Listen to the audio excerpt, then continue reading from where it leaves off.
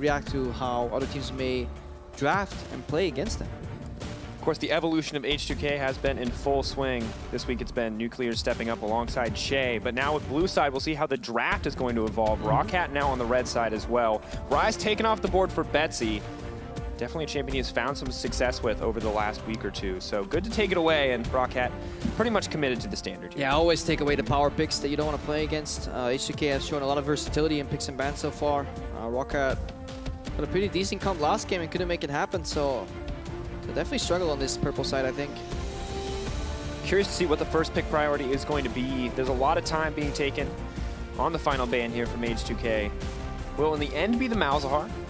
This is actually becoming a super standard blue side. The only caveat here is that Rise went second instead of... H2K really adapting in the metagame here, choosing to ban Rise second and not third on blue side. You gotta mix it up, you know? What an evolution. How truly... this is the thing, this is my fear, is that these bans... I want to see a little more creativity. No, this won't keep happening, especially because there will be much more comfort picks. Like, Jayce is going through for some reason, you know? Like, eventually teams will start leaving up more OPs.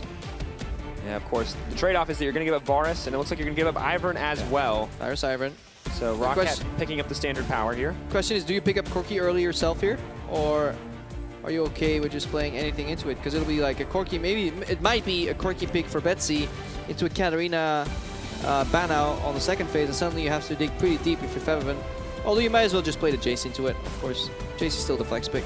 Febiven has been showing us a little bit more variety in his champion pools in terms of what he likes to play, but at the end of the day, H2K choosing to match the AD carry pick. Yep. Are they going to match the jungle here, keep Jayce as that flex pick, or are they going to give away where it's going to go? They've been consistently moving their jungle pick until kind of second phase. Maybe just a Tahm Kench to deny from ROCCAT. I think it would be a decent pickup here. I like the way they play with Tahm Kench. Jayce sets you up for 1-3-1 so well as well. It's really good in this kind of IVern comp. Okay, so they like to give away the Jayce mid by just picking a really strong champion on Odoamne. I mean, when we look at it very loosely, we can call this the double flex. Now we're going to assume at this point. No, I think that's fair. That you know, we can assume. I think that the Jayce is going mid, the Rumble's going top, but there is room here. And there's always room for doubt. So what does ROCCAT pick here? Do they match here? Do they look for a top laner of their own? I mean, they get to pick their top laner after rotation if they want to, if their pool is deep enough. But they just match the Maokai. That's really interesting for me to just do that. Yeah, my understanding was that Rumble pretty much beats every tank in lane. So why prioritize Maokai's tank in here? Playing fine. He probably just wants to play this tank into Rumble as opposed to some other tank into Rumble. Not give H2K the opportunity to kind of ban away the comfort picks. Pick your tank. Well, a much less exciting pick for Phaxi this time around. Of course, not going to be the Fiora. This time, the tried and true tank for all top laners. Maokai coming in. Second ban phase means Lee Sin will be taken off the board for Jankos. Playmaking potential I was hoping H2K was going to ban Corki here. Because it's the comp that Misfits ran so well. Like a Tahm Kench Corki on the last rotation would be such a great comp. It's such an easy comp for ROCCAT to play. Again, the Fisher was hinting at it on the analyst desk. Either play something hyper aggressive or play something super easy.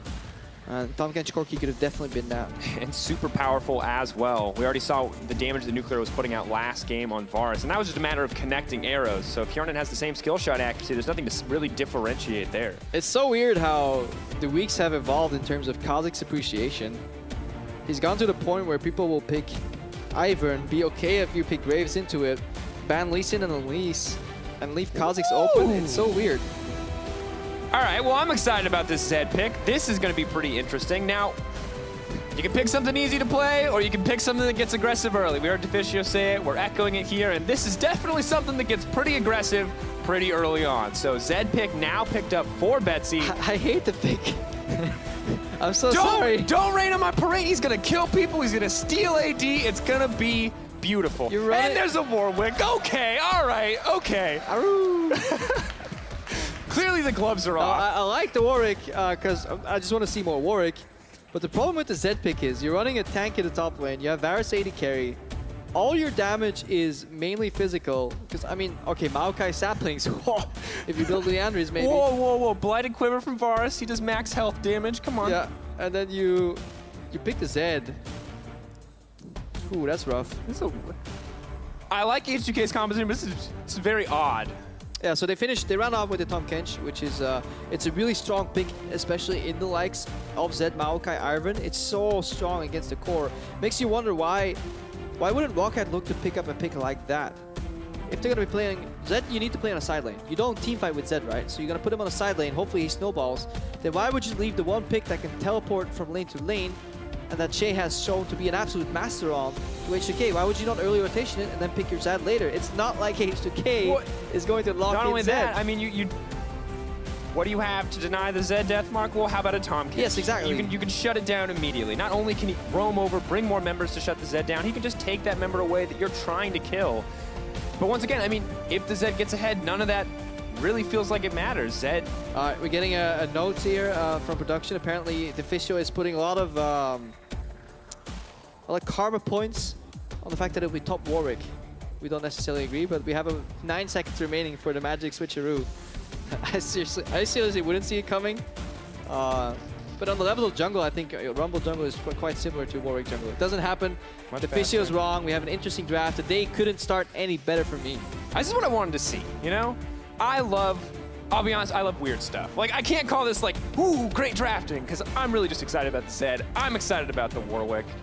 And I really want to see how Jankos plays this champion in particular. We've seen Cersei pick it up on the Unicorns of Love, and I really want to know what Jankos' take is on it overall. Yeah, the one defense for the Lulu pick in the end over Tahm Kench is obviously to get more pressure. Again, that's what we were talking about as well. If you need a snowball against a better team, pushing lanes is a great start. Definitely. If you want to do more than just watch these teams push lanes, if you want to give them your support, head on over to Twitter, at LOL eSports, hashtag ROCWin, hashtag H2KWin. So, depends on where your loyalty lies, but this is it, ladies and gentlemen. It's game 2. Can ROCCAT bring it back? Can they make this a series? Is this going to be the day of upsets? All questions will be answered here. There's a guy literally howling in the crowd. Also a big Warwick fan. I'm digging it. I love it. So every Warwick has a different thing sticking out of his back. So the main one is like the chemical thing, and I guess this guy's got ice. Great. I'm curious. How do you know this is? I love your play-by-play commentary. He has. No, this is my color commentary. He's he has blue. A thing. See? He's ice. It's ice. Warwick. The other guy has a sword. One of them Really? has a sword coming out of his back. I think that's sick. I've barely seen any Warwicks because his damage falls off so hard later on. He gets. I've heard he's like the king of low ELO, and by heard I mean he's beaten me in a lot of games, and I am in fact the low ELO. So empirical evidence suggests that Warwick actually has an insanely high win rate. So does anything which is played on the opposing team that I'm in. Ooh. All right, the standard ward again, a little later this time on red buff, just get some information. See if Maxlore wants to go for a more aggressive invade this time around, or if he remains with sort of the fast clear start that we've very consistently seen. I feel like Warwick's clear is slower than Graves for sure, so this is definitely an opportunity where Maxlore could end up on a Crux steal. And they have pushing bot lane as well. So I think that's the style they're going for. They want to open up. Maybe they're combating some of the trends that H2K have highlighted, some of the symptoms of the H2K disease, which is always ending up with first turret. So ROCCAT fighting that. Yeah, it's a great disease to have. Fighting the bot lane push themselves really hard with the winning push lane. And then obviously if you group with IVern, Varus Lulu is a great poke composition to get that first turret. And then you can put Zed on that lane and you can play from mid. Oh, you see the pings coming out on the buff. Oh, he's strolling over. See how they play. He wants to steal this one away. This is IVern. He sets up his camps and then he casually strolls into the enemy jungle. It's all kind of a mind game. I think probably comfortable to know that he can make it out if Warwick does try to stick onto him. No flash on Jankos. So H2K just did a blue ping on blue buff, knowing that IVern started there, and Jankos is going to go for the counter invade.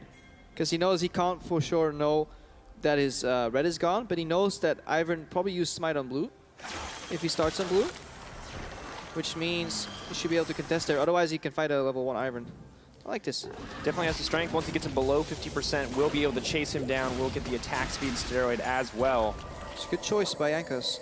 Very different pace here coming in on the bottom side of the map, though. Now that the melee support is in the picture, ROCCAT very comfortable to take control in this early laning phase. And now the question for me is, what are they going to do with it? Because we saw what H2K could do. I mean, push poke until IVern's level 6, group up with Daisy. That is the play pattern you would expect. Jankos playing in the brush here. Nice reveal from Maxlore. Always check what's going on. Pulling back. Of course, smite is available. Jankos. Yep. Just making him take more damage before he smites, obviously. Maxlore back on his side. Odoamne obviously had the liberty to push the entire time, because when your jungler is literally shadowing the opposing jungler in his jungle, also Maxlore just used Smite, so Jankos knows that he can just walk in here. Caught in the brush. Not going to see anything aggressive here. Jaws of the Beast is good, but can't afford to dive to the towers this early. That's a bold move.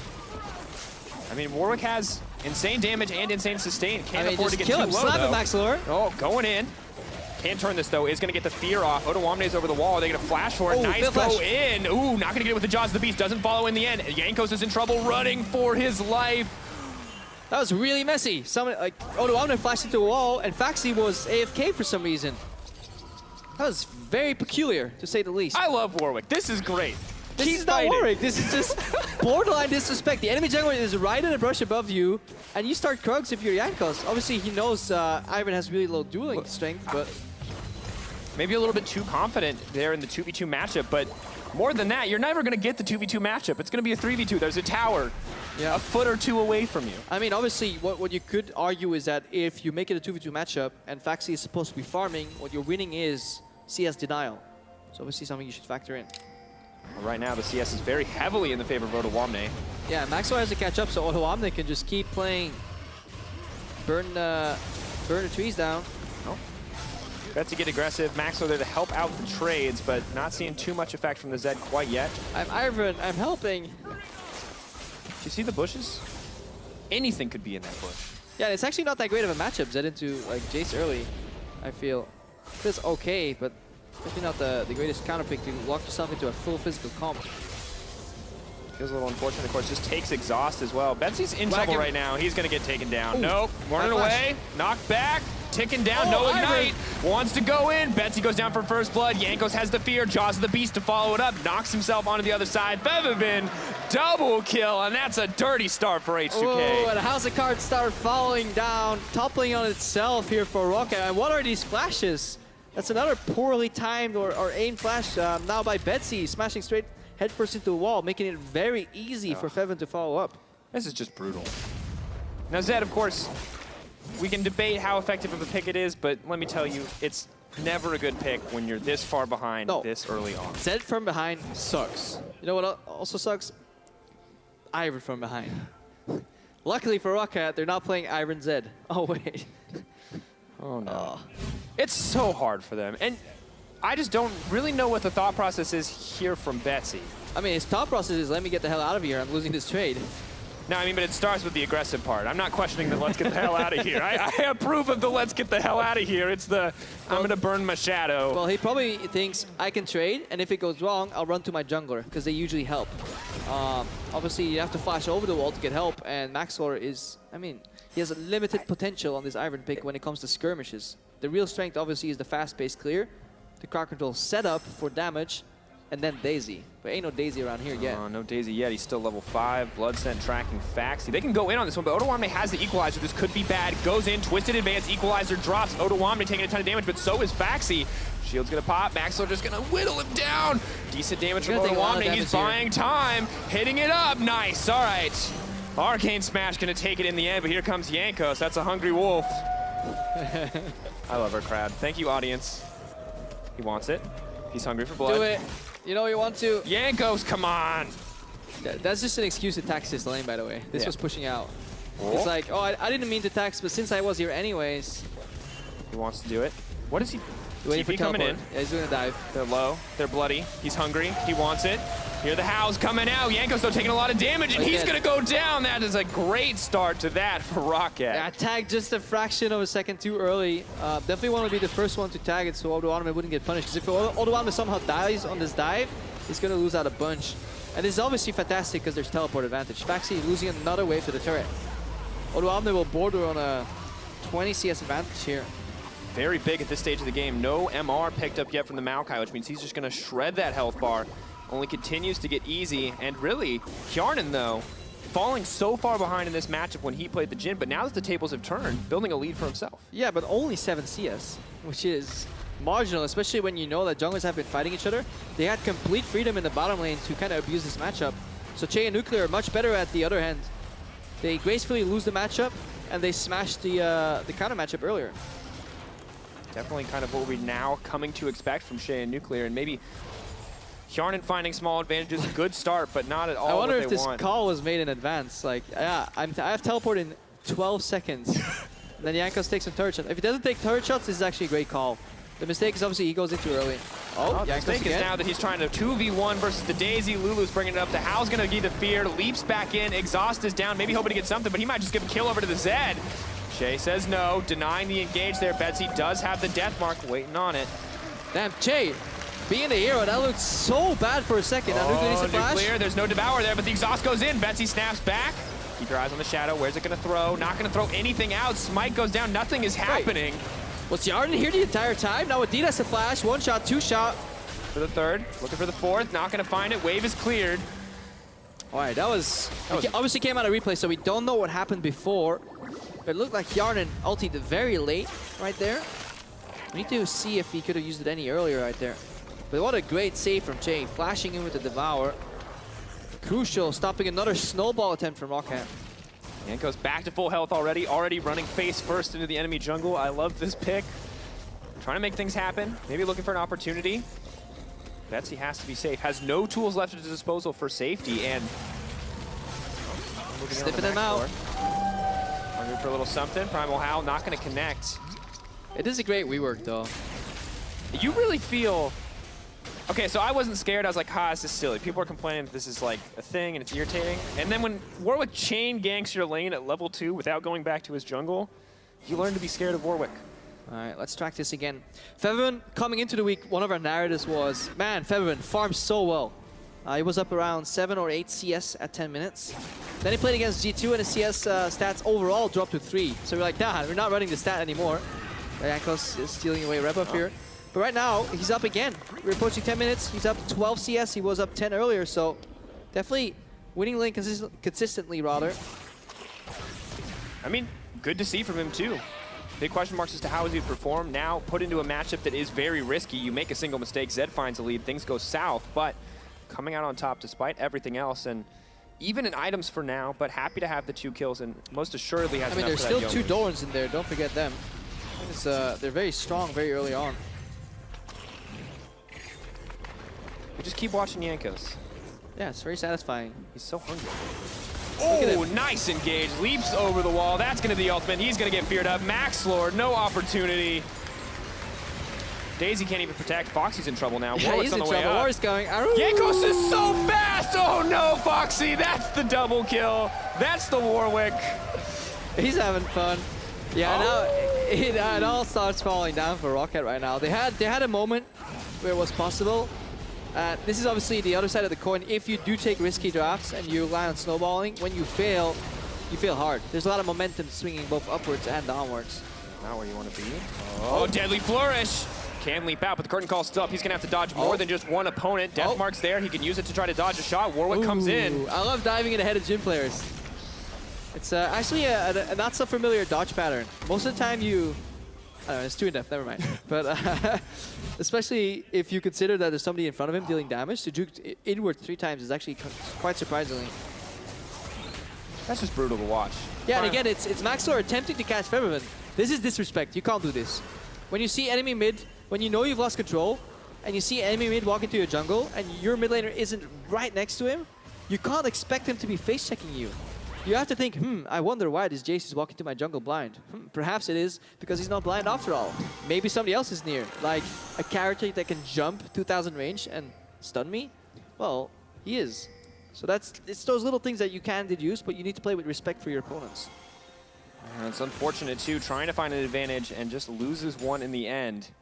Things not looking good for ROCCAT. They were so close, they were so even until 15 minutes in the last game, and it's 12 minutes this time around, and they're already 3K behind. Yeah. Farm heavily in favor of Hjarnan on the bottom side of the map, and that's good, that's what we like to see, but the kills all too much in the favor of H2K, as well as that tower first blood. Things looking difficult for now. Of course, Infernal Drake on the table means both teams should be ready to contest this one. Yeah, but really good objective setup in this comp. Like, Rumble is like the old school first dragon let's fight champion. Get level 6, get equalizer. And again, this first turret is falling, or second turret already, is falling so early here in the mid lane.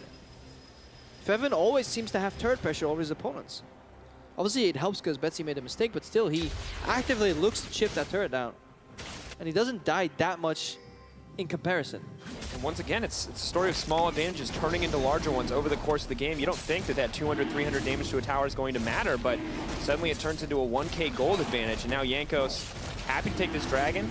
Pretty fast clear now that he's there to back up. Now it is below 50% health. The attack speed skyrockets. And Betsy's going to be in trouble now. Deadly Flourish still connects. Curtain Call goes out. And once you're tagged, it's a lot harder to juke. Oh, for 4. Oh, that connects. There's no way he's making it now. Warwick is too fast. Well, that's just cheating at this point. I mean, Warwick isn't faster than, I'm going to say a bullet that's like an energy ball, but a bullet. That's the good news.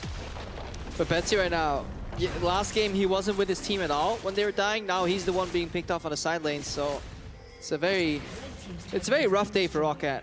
Yeah. I mean, Betsy had the Rise. Maybe that's a pick he's much more comfortable on. Once again, the Zed really feels like a gamble when we see it come out. I've not been a fan of Zed picks so far. I feel like they've always been much better picks available whenever he has been picked, and he's always been played kind of subpar too. I mean, it's another one of those picks that's hyped to watch. Yes, it can get a lead, but why gamble on it? Look at the setup right now. You can poke if you're Odoamne, because you can even risk being on a turret, because you know you have Tahm Kench next to you. Jayce comes out. I like the respect flash here from Chei. Just clean, calm and collected. Set up from H2K here. Poke, poke, poke, and then punish. Now Betsy looking for more. Jankos. The slow speed up on the Ghost. Oh. Ghost is more of a diesel these days. It feels so bad now. Yeah. No more nitro engine Ghost. Yeah. No. It's all about diesel. Slowly ramp up. Now once you're tagged, I do like the way H2K bot lane set up Deadly Flourishes. They do it consistently very well. Yeah, looks good. And look, there's no cross map, right? Like, if you're ROCCAT, usually when you get 4-man Dove as a laner, you're like, guys, what are we getting at the other side of the map? Jungle creeps. Maokai can push a little bit. Yep. I got some CS helping. I mean, it's good, right? You can see the 30 CS differential on the top side. Odoamne spanking Phaxi here in terms of the CS differential. And this game, I thought we might see, you know, marked improvement from ROCCAT. Maybe they would develop their plan and bring more to the table, but it's H2K who have developed more, who have brought more to the table, and that's a good look. Oh, that's not good. Leaps in, Jaws of the Beast. It's going to follow him over. That's a powerhouse ability. Just continues to keep the ball rolling. Odoamne moving forward. He does not have any tools. Pop goes the death mark, and down goes Odoamne, but Chei now trying to take his carry to safety. Jankos running for life, triggers up, hopes to find an attack speed steroid. Ow, no. And that's a 2-for-0 for ROCCAT, because guess why? Because Febiven's in the bot lane, solo pushing. So ROCCAT, H2K went for an aggressive play with no vision in the enemy jungle, with no idea of where Zed was, and got ganked to the top lane at the same time by the Zed who was missing, by the way. And they actually make a really big mistake here. Luckily for them, it won't matter in the context of the game, but this is the type of things that if you want to breed consistency in kind of checks before you go into a play, these are the situations you want to avoid. This is kind of a scrim gank, you know? It's like, oh yeah, we can get him. But really, who's close, right? Does he have flash? Can he escape? Maxlore survives, then Lulu comes in. Look, Odoamne dies in top lane. Look where Febiven is. He's not into kind of in range or close enough to warrant this type of play. If Febiven was already on tier 2, you could go for this play. Because stalling means that Febiven can not only get tier 2, he can also get the base. But it's a very greedy play by H2K. And something you brought up earlier, the kind of the damage fall off of Warwick. Yeah, his early is very strong, but he needs someone else there to kind of back him up in these circumstances. Maybe we'll be better once he gets a Titanic Hydra, but until then... Yeah, and especially if you add Lulu and IVern to that equation, slow damage champs are okay if the other guys don't get shields or heals, because then eventually you get them. But I feel like Warwick's damage gets neutralized entirely by IVern's shield coming off cooldown. It's going to be such a frustrating place to be. You need to get him to the 50% health threshold to get the attack speed steroid to really be able to do damage. Not going to be reliable here. Jankos still farming well, still keeping up, still having an impact, but just single greedy moments that we surprisingly see so consistently throughout H2K games. There's always one or two moments where I don't know if they're trying to push their limits or if they're just making mistakes, but I don't think this is going to be one of them because Phaxi is in trouble. They're steadily burning down. Tahm catches on the way. There goes the Infinite Duress. He's now set to fall, tries to get out with his advance. Courage of the Colossus, not going to be enough. 3 stacks, drops to Jankos in the end. Yeah, finding your limits. That's always the nice way to put it. Usually we just call it overextending or getting greedy. Cross map here from ROCCAT is taking turret. Nuclear and Chei have to take the Walk of Shame back because they used Abyssal Voyage already. Febiven. Poke goes wide. Betsy now on the bottom side, though. More cross-map plays continue to happen. This is ROCCAT making moves, trying to make efforts to get back. They're investing too deep into this rotation, though. They should have peeled off much earlier, because now they leave the inside track open for mid lane. So the cross map is actually a double punish from H2K. Look, top and mid. ROCCAT were so happy for a moment that they were out rotating that they forgot to look at the future. Not at all where they wanted to be. Hjarnan, Wadid, Maxlore, they think they've got the flank, but can they take the fight? TP from Maokai going onto the top side. Jankos and the rest of the team now retreating. Locked up, good ultimate going in. But it's a 4v4, because there's no Zed around just yet. Phaxi on the backside, right onto Nuclear. The team's pulling him back. He's all alone, but here comes ROCCAT. Here comes Odoamne, though. Holding on to the equalizer, doesn't even have it yet. This could be the good fight for ROCCAT. They're moving forward. Jankos now set to fall. Out comes the curtain call. The health bar is so low. Can anyone get into the backside? Hjarnan, not even setting his sights there. Flash forward, spins, looks to get a little more. Betsy misses the shuriken. Oh, gets the arrow, though. That was almost so well played by the H2K lineup. Now he dies. Locked up. He's set to fall. 2 stacks, nothing there left for him. Oh, he saves Febiven in the fight with Devour Flash, Blast Cone. Then Betsy goes for the highlight montage play where you ulti one guy and you get the residual damage on the other one to get the double kill. But he misses on Nuclear. That's so close. Misses the shuriken, out of range for the auto attack. Brutal, but at the end of the day, ROCCAT still coming out on top in that exchange. 8-7 the kill score, the 5K goal lead for H2K, not quite insurmountable yet. I think it was actually surprisingly even, because the top lane turret fell in the exchange as well. True. I mean, we need to count in there. Look at it. And they obviously got mid lane. So that turret is very chipped. But watch it again, it looks so good for a moment, right? Luckily, H2K have a really good flash from Nuclear here, who buys time. And at this point, you just want to leave people behind. Look, Nuclear 10% Febiven not being sold out. Chei will devour him. Flash. Get out. Nuclear will peel away. And just keep following Betsy and a shuriken right now. Oh, it feels so bad. Sidestep, so well played. Exhausting to slow. Oh, Betsy. And we're back. You can see the damage in the last team fight very heavily in the favor of the Jayce. Maokai surprisingly putting out a lot of damage there as well. Always so surprising when you come out of a replay. I feel like his name Jack from Lost. We gotta go back. Go back to the island. I don't care what's happening right now. I want to know what happened 10 seconds ago. Why are they shooting each other? Yeah. Oh, Maxlore. Moving forward. Has Betsy here. They have the death mark as well as the ignite. That's a good start, but Chei's here to deny it. Yeah, they want to disengage if they can, even if they lose one member, because they have a massive split push and there's no teleport. So if they can just reset the fight, it's good for Odoamne. Trigger seed, fear not going to connect. Chei in trouble. In they go. Down goes Chei. Nice pickup from ROCCAT. But the split push continues. Mid lane is the land of Nuclear as he looks to push for the tier 2. Odo pulling back.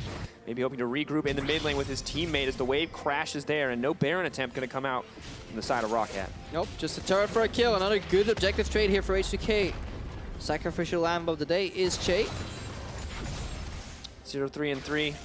Unfortunate circumstances. Does give some kills over to Betsy, though. Maybe an opportunity to win out on some of these duels. Both exhausts coming off cooldown quite quickly, however. Febiven and Chei will have those. Have fun playing an assassin in the current landscape of League of Legends, where it's completely okay and even advised for mid laners to run exhaust. With the nerfs to Ghost, it's almost the preferred summer spell.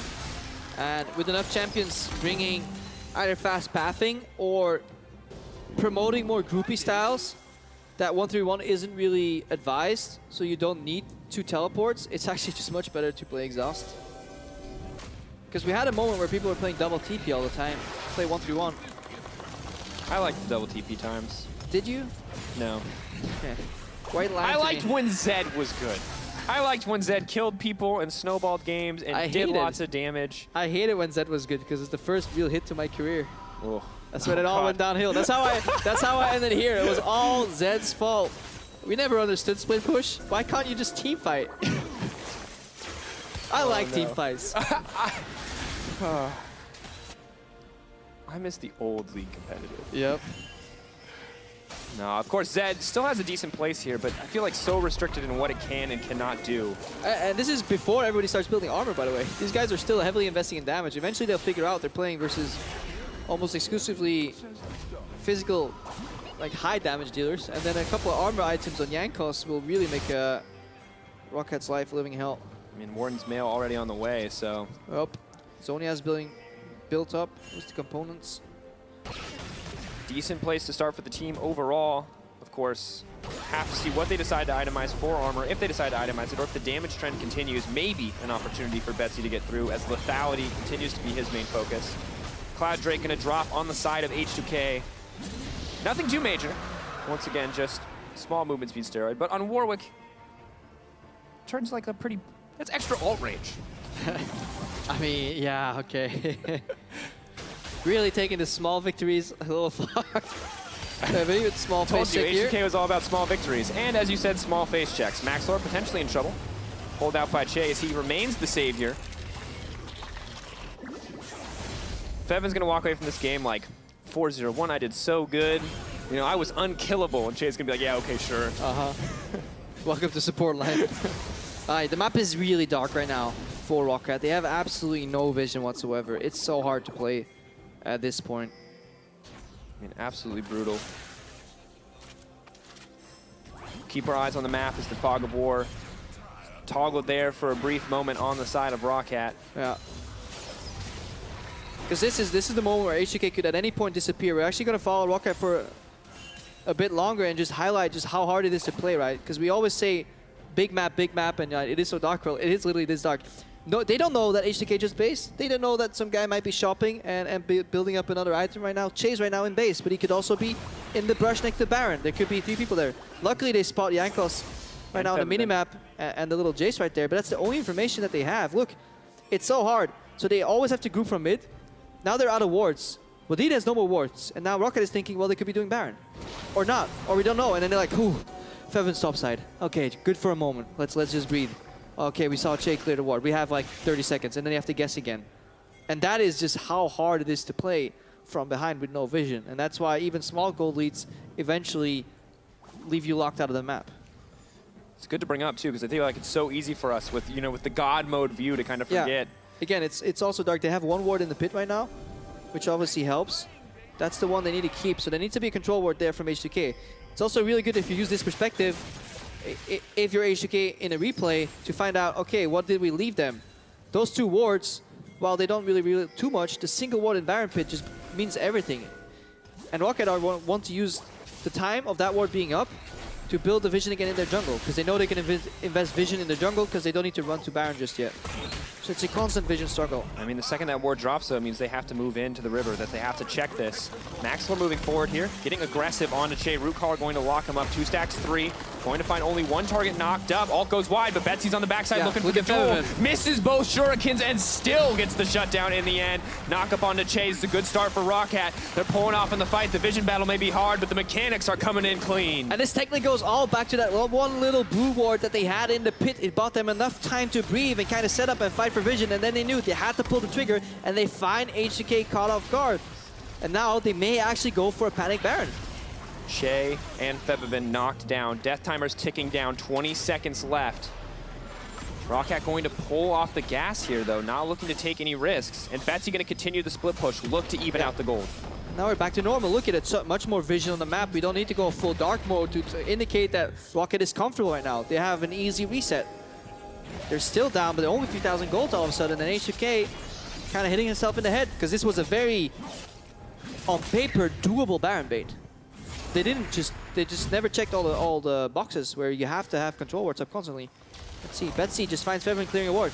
And I mean, this is so good too, because you can see Chei now forced to move down to avoid his inevitable death. And Betsy waited until the exhaust was off, so he got the full benefit of his ulti. Honestly, really smart play from ROCCAT. They take Chei away, the main denial tool. They wait for the exhaust to fall off, and this is either great communication in that instance or... And he knows, because H2K's main goal here was get river vision.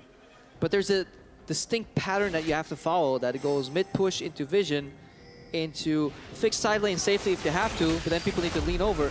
Now Chei's fighting. Caught out. Wadid taking a lot of damage. Betsy going to the backline, waiting for that exhaust to tick down, but the Equalizer is doing so much work. Chei's still going to get cut down in the end. IVern's going to take that one, or Daisy rather. Wadid makes it out to safety. Hjarnan flashing out, throws back an arrow. Jankos is nigh unkillable. They're landing in the bush. There's no follow-up. Meanwhile, on the backline, Betsy goes down. Odoamne goes invulnerable. The Hourglass denying everything, and ROCCAT are falling apart. Jankos just buying time on the backside, but is going to give an exit to Phaxi. Hjarnan set to fall. H2K cleaning up. knocking down. And the Wolfpack howls because eventually H2K win. It was more of a struggle than necessary, and I think there was actually a great Zonias from Odoamne that prevented Betsy from going for that kill, because Betsy's ultimate is on cooldown and he died right about the time that we heard Odoamne get out of Zonia. So I think that's exactly what happened in the backline there. Saw the fight start with Chei exhausting. Saw great use of this. Febiven dies to the Nasher.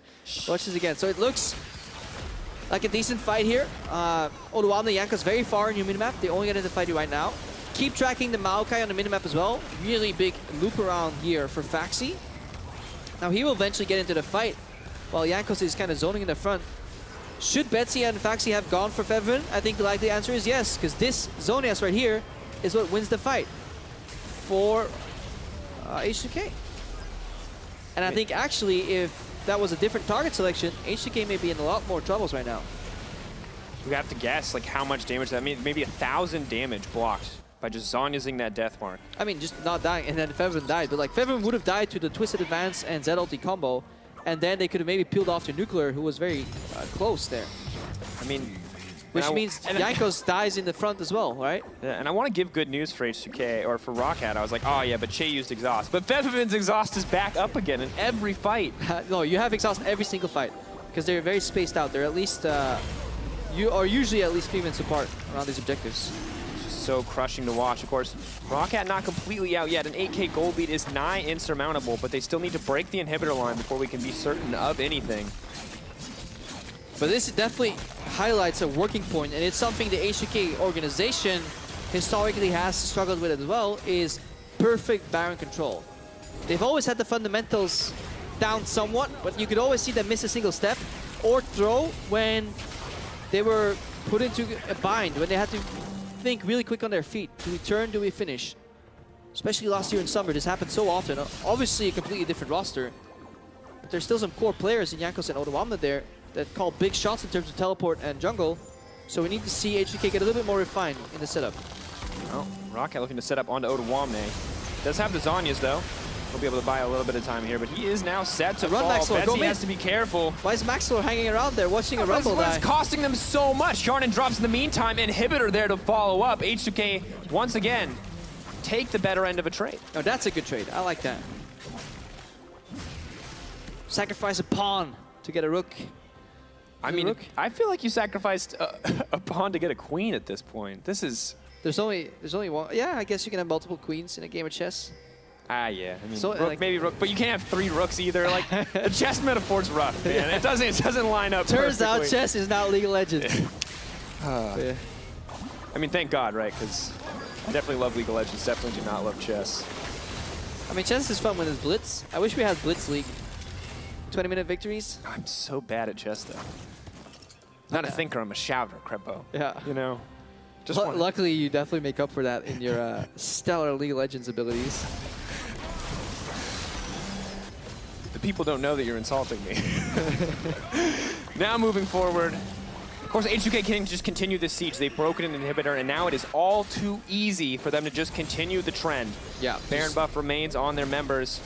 It's just going to be one at a time as they break them down here. Get some patience. Because obviously when you see, this is Odoamne calling, guys, I have Zonias, I can buy you some time. And it's such an easy thing to say, but I really like the way Nuclear plays Jhin in terms of deadly flourish. This guy hits a lot of deadly flourishes that set up for kind of snowballs. Probably wasn't needed. They might still have gotten the inhibitor, but it's very satisfying to watch. Yeah, just consistently landing that is so crucial too. You kind of overlook that ability in late game because it is so often easy to dodge, but lines it up perfectly, whether it's reading his opponents or just good placement overall. It's been making big advantages here. Yeah, it's actually one of those abilities when you watch LCK, where players dodge it a lot more often, I feel, than NALCS and ULCS. Here's the one clip, I think, where it's the Rocks Tigers who are collectively juking all 5 in unison, deadly flourish, because they're so just trained that when they hear or see the animation, they just side click. They don't need to know if it's coming towards them, because there's not enough time when you hear deadly flourish being cast to figure out if it's going to hit you. You just guess. You just side click. You know, we need to see That's that what I want to see. That's what I want to see. I want to see 5-man juking from ROCCAT. I want to see that level of synergy. Haven't seen it yet. I'd like to see 1-man juking from ROCCAT. Oh, that's a little harsh. They've been playing a lot better than expected. Yeah, I think putting up a decent fight in 1 or 2 instances. Kill score, of course, remains relatively the same, but H2K, kind of as we've pegged them, remain the king of objectives. Every time you're taking a kill, they may be getting one back, they may not be, but they're definitely getting an objective in exchange. Only looking cleaner and cleaner as we move forward. And this is just a terrifying spot to be. I mean, Rumble is 1-3-8, but that's a Death Cap, Void Staff, Leandry's Torment Rumble. But I like that Phaxi's at least trying to push out far, because he's very deep on the map right now, but so often teams would only neutralize bottom wave, but he's at least trying to set up a bit of a slow push there, so if they can hold top, they can get breathing room when next Nashor spawns. That's very important. Flourish. Tower now set to fall, Daisy being brought up, Phaxi looking for the flank. Jankos is rooted. Now trying to save the life, pulling back, Phaxi goes in, flash twisted advance, knocking up a couple members, equalizer to deny the engage, Betsy can't find a way in, Jankos pulling back, deadly flourish to land to follow up, still Maokai moving forward, he is unkillable, Odoamne left alone on the front line, Deathmark comes out, Betsy wants to get one, exhaust drops, H2K trading back and forth in the fight, the arrow flashes out, but he still gets Chei in the end. Deadly flourish to try to look for an escape, the arrows just keep on coming, is it enough range? Oh! It's not long enough. Happens. To the best of us. To the best of us. What a flank though from Phaxi. Holy moly. Somebody stuck in a ward. Whose ward was that? That was so well played. Let's see. Oh, it's just timed out. Gotta go back. Gotta go back. Because you can see who places wards if you hover over them. It obviously was Wadid placing a beautiful ward there. What a flank from Phaxi. He solo kept 4 people busy for so long. And then obviously Guardian Angel. Watch it again. And this is communication, because he TP's in. Obviously went for the slow push. Then they go for Jankos. Chei has to turn around, so it's again a great devour. Maybe they could have held the Varus ultimate, but then look how much time he's buying, because his team is kind of stuck on that red carpet. And then Odoamne is buying time in the front, time rather, but Betsy's so desperately looking for a way in, but he eventually gets Jankos. I don't even think that's worth it for him to use his ultimate there. Imagine if Betsy was a little bit more hesitant. 3 flashes and he still gets a kill. Yeah, Betsy maybe just not confident in his ability to clean up there. I mean, or you just take the small victories again, you know, if you rock and beggars can't be choosers. Oh, trying to find an engage. Janko's going to be the one they go into. Chei locked up. Equalizer lands only on Hjarnan though. Betsy can find a way into the team fight, but the curtain call is limiting the entry. 1 member drops. Odoamne now set to fall. Betsy moving forward, trying to find a little bit more. Jankos moves in. That's a lot of healing. They're going to try to burn him down quick. Deathmark's ticking down on him. Chei, he's in the belly. Is he still going to pop? Yes, in the end, goes down. That's another one. ROCCAT! Oh, they're ripping through. The shutdown goes. Febiven needs to find a way to clean up on the backside. He wants to move forward. No, not that far. Don't defend him that badly. This is so hard. You can't lose your wave. Because if Febiven one-shots this, you don't get the armor reduction. Oh. Block him, Phaxi. Phaxi blocking. Bush there. Maxlore, it's your turn. Somebody block the minions. No, save.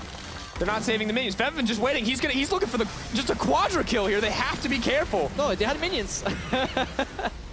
But look at it. Febi stopped the game from ending. So that's what you want to do. But they technically, I guess since Chei was spawning so soon, it was okay. Oh, Betsy. Deathmark's on the way up. All right, Febiven. Where's the fancy footwork? Ooh, nice. That's fancy footwork from Hjarnan. Oh! Betsy moves in. Oh, takes him down in the end, but Chei's here as well. Just teleport. Odoamne needs to be a hero here. He has Zonias up because he didn't use the last fight. Equalizer will almost be Barbecue. there. Moving forward. He wants to get one. Trees are burning down. Oh, no. Oh, it's gruesome. Oh, Smokey the Bear would not be pleased, Odoamne. That is cool. That's a forest fire right there. Oh, tree burning down.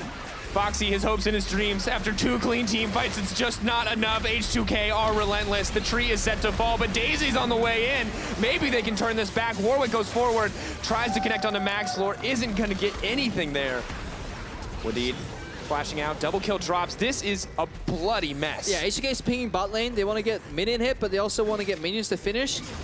They're in a bind right now. So they pinged Cammy end by bot lane. They're like, maybe. Something they're considering right now is also going for top lane backdoor. And then inhib into Nashor. That might be the safer play because we have 12 seconds on Hjarnan. So they like not to go catch that bot lane wave. So it's likely to see that they take inhib and they might rush Baron here. Now pulling back Febiven, coming out of the base. Things look good for H2K. ROCCAT find a fantastic fight, but cannot convert it. Yeah, because Hjarnan obviously needs to deal with that massive wave in the bottom lane. Maxlore playing with fire here. Gonna throw in Daisy just to scout this out. Origin obviously standing right behind Probably. they were ready for a while. They're like, come on H2K. I always told you guys that immaculate Baron control. to see it here. Get down division, backing out now. H2K looking like they're suddenly much more cautious. Yeah, definitely so. Of course, I wish, Krepo. I'm so glad you pointed out. It's not quite Earth, Wind, and Fire, because technically it was Fire, Wind, and Earth.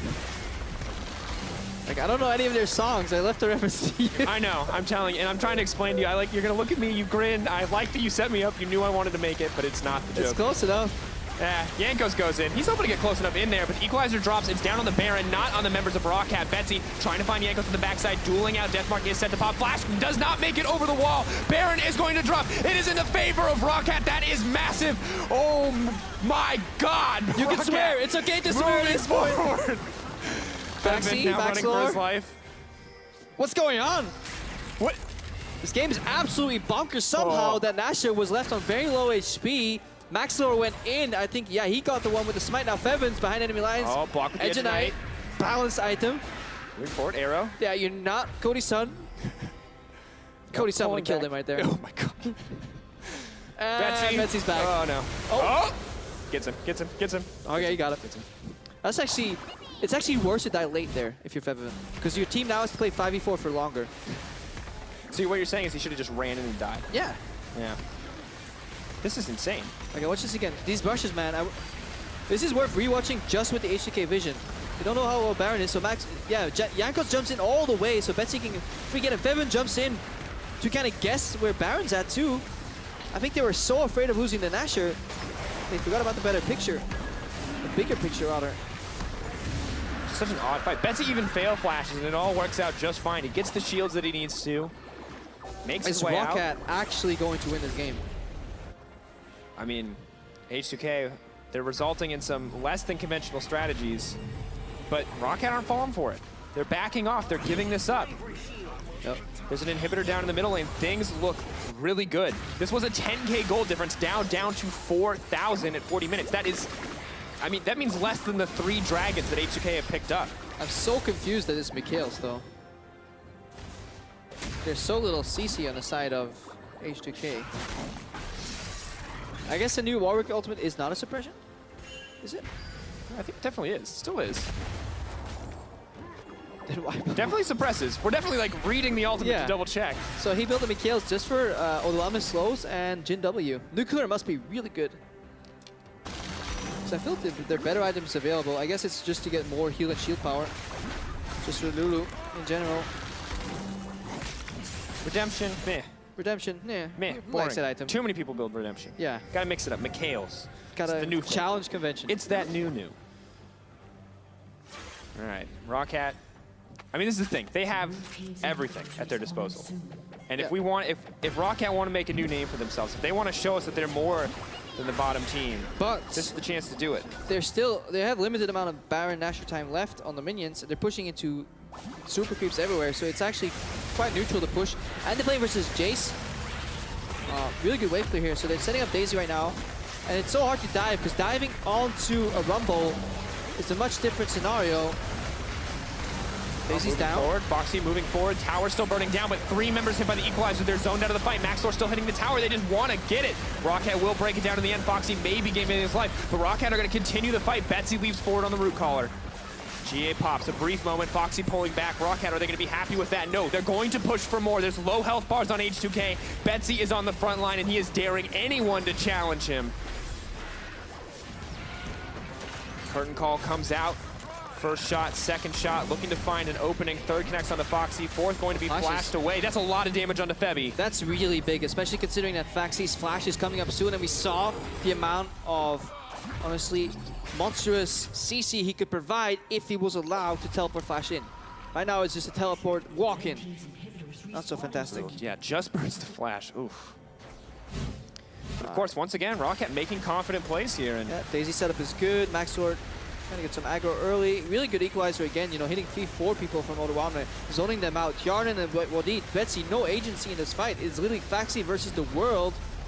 Then Betsy presses auto attack once. Flashes out, no, shadows out as well. And again, if you have to lose those shadows defensively, you're losing so much power in the team fights. And I mean, the fight in the end, ROCCAT 3K difference. They're continuing to even up. They're continuing to push forward here. And it's also funny how it all really goes back to a single blue trinket that just bought ROCCAT enough time. Well, not all. Maybe I'm exaggerating as a support here who really hates blue trinkets, but it goes back to the improper setup around the first Nasher. It just feels like when I cast with you that it's like a children's fable. You know, you're always trying to find the moral of the story. What is the heart here? The moral of the story is deward Baron Pit, buy control wards, and do it properly, or don't do it all. Oh no, they definitely did it. Improperly or not, they definitely keep trying to do it, and they may be doing it soon as well. If you don't have anything nice to say, don't say anything at all. Oh, that's a good lesson. I'm sorry. If you don't have anything proper to do with Nasher control, don't do it at all. No, it's very hard to obviously do it very well. It requires a lot of teamwork.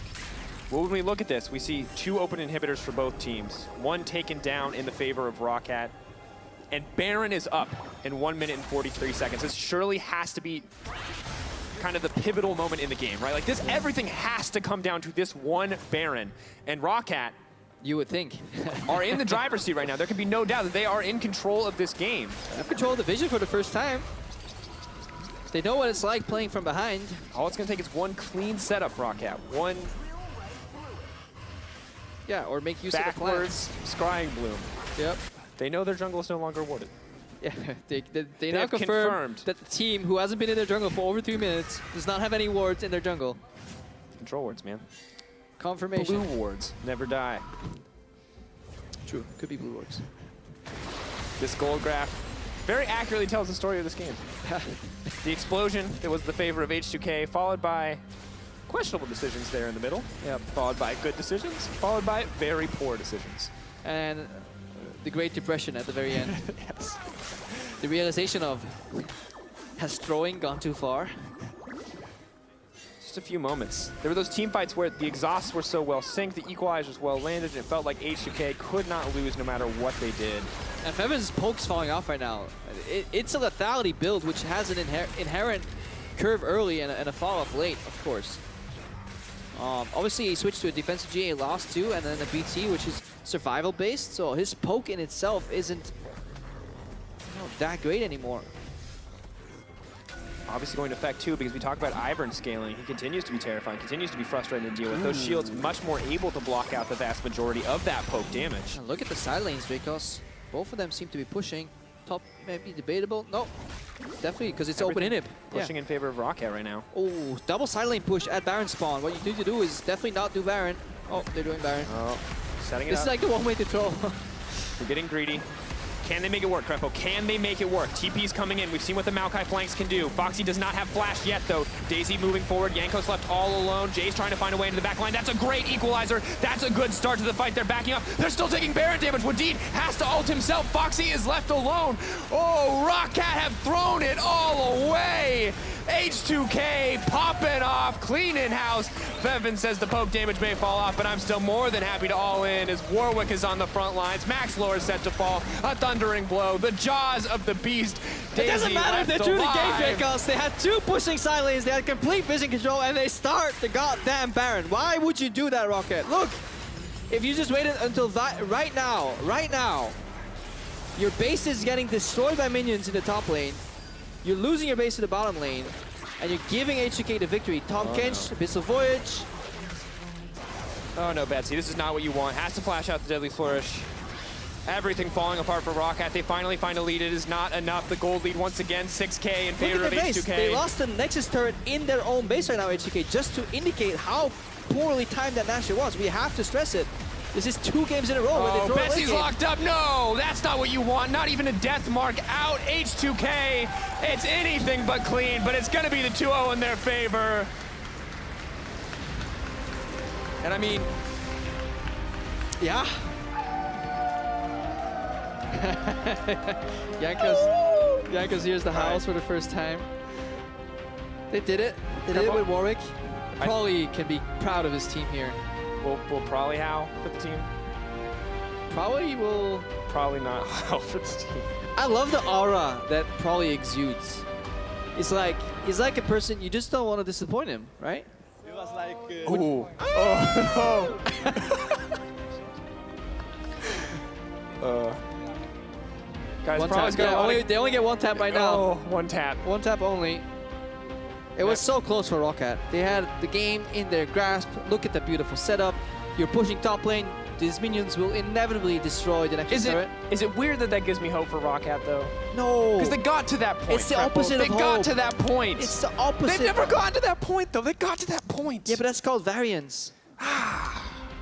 It makes me question whether what they actually achieved was intentional. When you panic start the dash right there, when you have all this control, you could just kite. You pointed it out so well in the fight. Baron was still dealing damage to them. 3 of them were disengaging, while Phaxi was in the backline, peeling for nothing. Yeah, Wadid had to ult himself. I mean, it was a mess. It was a mess. I'm not going to argue that it was a mess. They lined up perfectly for an equalizer. It all fell apart.